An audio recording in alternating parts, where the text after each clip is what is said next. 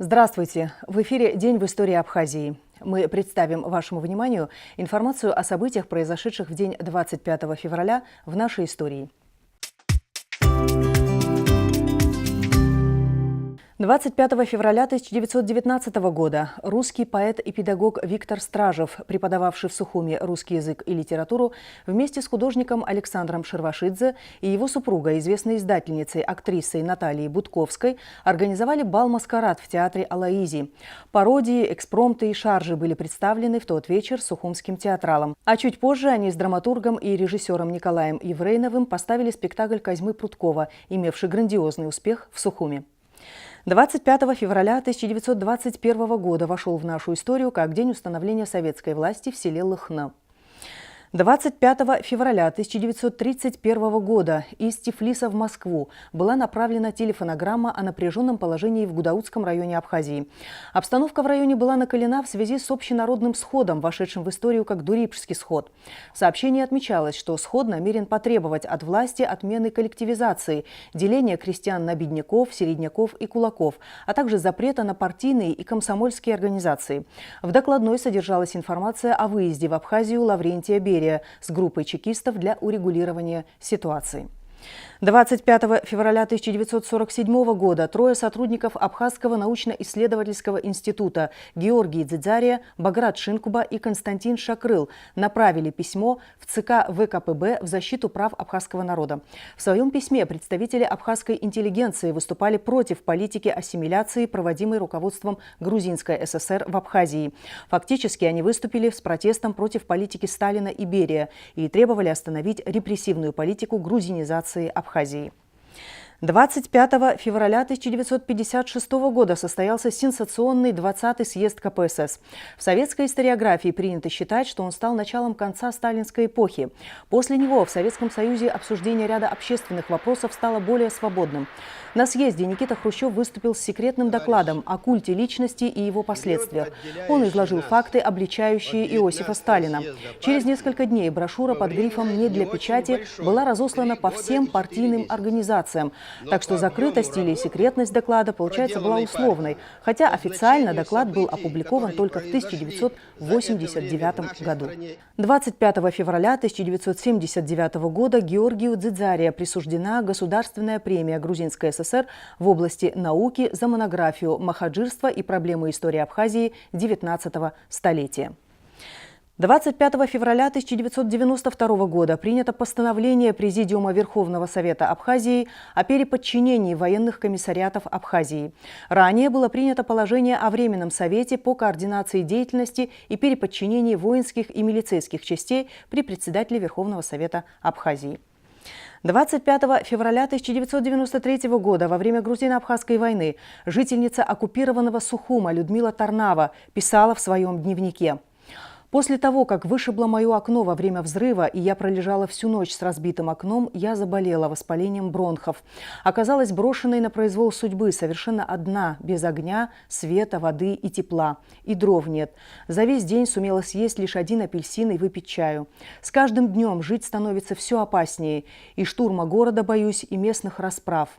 Я посадила в банке лук репчатый и выставила на окно. В марте-апреле будет у меня в тарелку супа зеленый лук. Только бы не пропасть».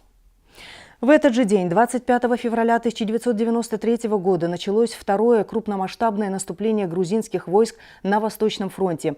Грузинские войска предприняли вторую наступательную операцию по всему фронту. Напомним, что первая была проведена в декабре.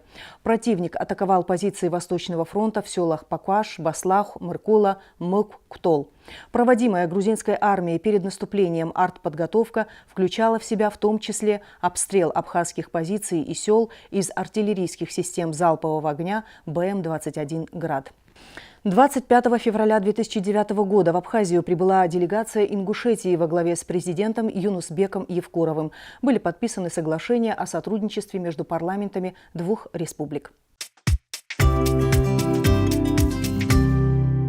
25 февраля 1934 года родился Константин Шакая, певец, знаток и исполнитель абхазских народных песен. Помимо этого, Константин Шакая, выпускник Московского инженерно-строительного института, работал на строительстве ААЛС-ГГС, управляющим капитального строительства Совмина Абхазской АССР, руководителем Абхазгосстроя.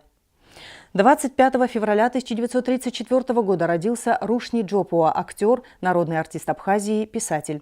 Выпускник Тбилисского театрального института, он также окончил высшие курсы драматургов при Московском ГИТИСе. На сцене Абхазского театра поставлены его пьесы «Трещина», «Дочь Ажвейпша», «Шаги» и другие.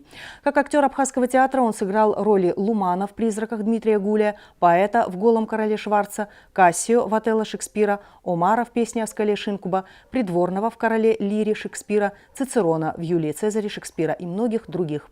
Сыграл также в кинофильме «Белый башлык» роль Нахарбия. Рушни Джопуа, кавалер ордена Ахтябша. Хара зкишуксала бриадгилачиқова милат.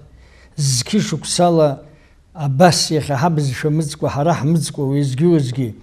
Атурх ач хамилатир хагла козава дудзаква назухнуб хара яхахзекхас. ويا أخجل دومم كاملات خدا هواي يجنخات وبترك خبر دنيا جيخا يجز زميلاتكوا. 25 февраля 1953 года родился Виктор Строй, герой Абхазии, доброволец. Сражался на Восточном фронте, проводил диверсионные работы, минирование дорог в селах Пакуаш и Тамыш. Был назначен командиром расчета ПВО 1-го полка. В качестве гранатометчика и минометчика поразил более 10 огневых точек противника. Принимал участие в 2 тамышских и 2 лаборских операциях. При разминировании минного поля противника получил тяжелое ранение. После войны Виктор Строй работал главным инженером Сухумской газонаполнительной станции, предприятия «Сухумгаз» и госкомпании «Абхазтоп». 25 февраля 1954 года родилась Светлана Курсая, журналист, кандидат искусствоведения, заслуженный деятель искусств Республики Абхазия. Выпускница ГИТИСа защитила кандидатскую диссертацию на тему «Сценическое воплощение абхазской героико-романтической драмы». В разные годы работала редактором отдела в журнале «Апснахазара», военным корреспондентом радио «Голос Абхазии», автором и ведущей циклов передач в Абхазской государственной телерадиокомпании. С 2007 года редактор абхазской редакции телеканала Абаза ТВ. 25 февраля 1957 года родился Тимирбулат Ахмадов, герой Абхазии, доброволец. Командир 2-го чеченского батальона при освобождении Гагры подбил 2 танка и 1 БМП. С группой бойцов захватили у неприятеля 3 грузовика с боеприпасами. Тимирбулат Ахмадов участвовал в январском-мартовском наступлениях 1993 года. Во время освобождения села Шрома, будучи тяжело раненым, не покидал место боя, продолжая руководить наступлением. В этом бою он погиб. 25 февраля 1965 года родился Анатолий Алтайба, поэт, песенник.